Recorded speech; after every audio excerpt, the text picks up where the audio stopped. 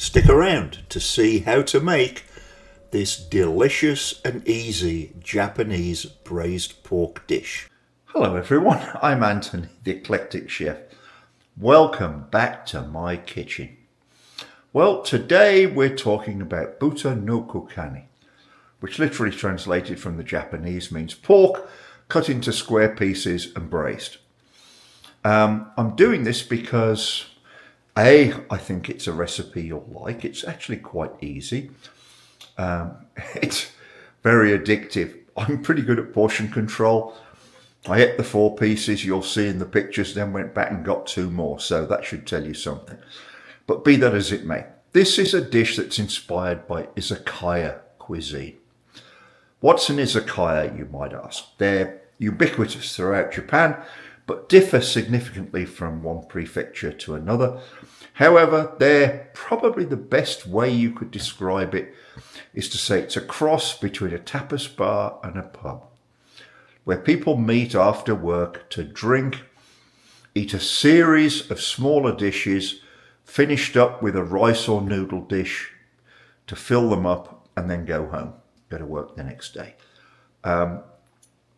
I personally am impressed with the izakaya culture because my sense is, having seen how Korean food has rolled out across the US, that izakaya could displace sushi bars and become the next wave of Japanese cuisine interest in the US.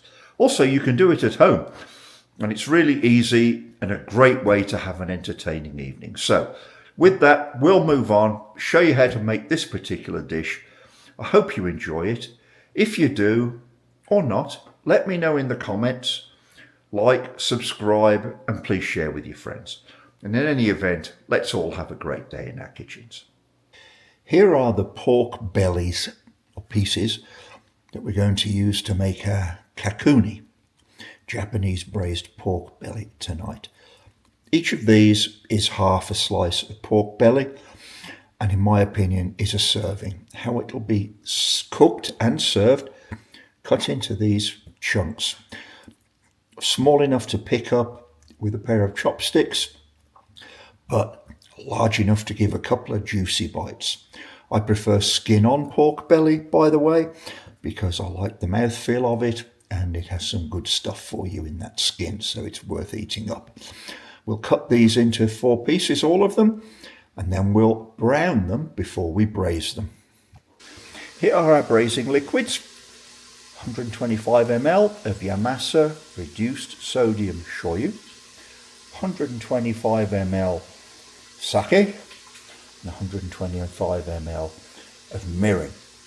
If we need any more to cover the pork bellies in the Instant Pot, I will add a little dashi. And indeed, we needed a little bit more, so 125 ml of my homemade dashi.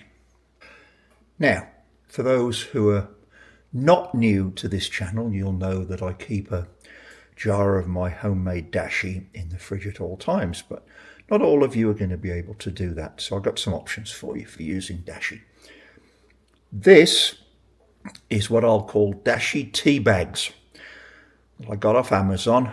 Please note the logo, because a lot of these dashi tea bags that you'll see on Amazon have a lot of salt added. These have no salt added. There's a little bit more fish than I would like in these. To my mind, that makes it a little more Korean than Japanese, but this is a Japanese product, so I like it if I'm really stuck. And for those of you that have a Cost Plus World Market near to you, you might want to look for one of these.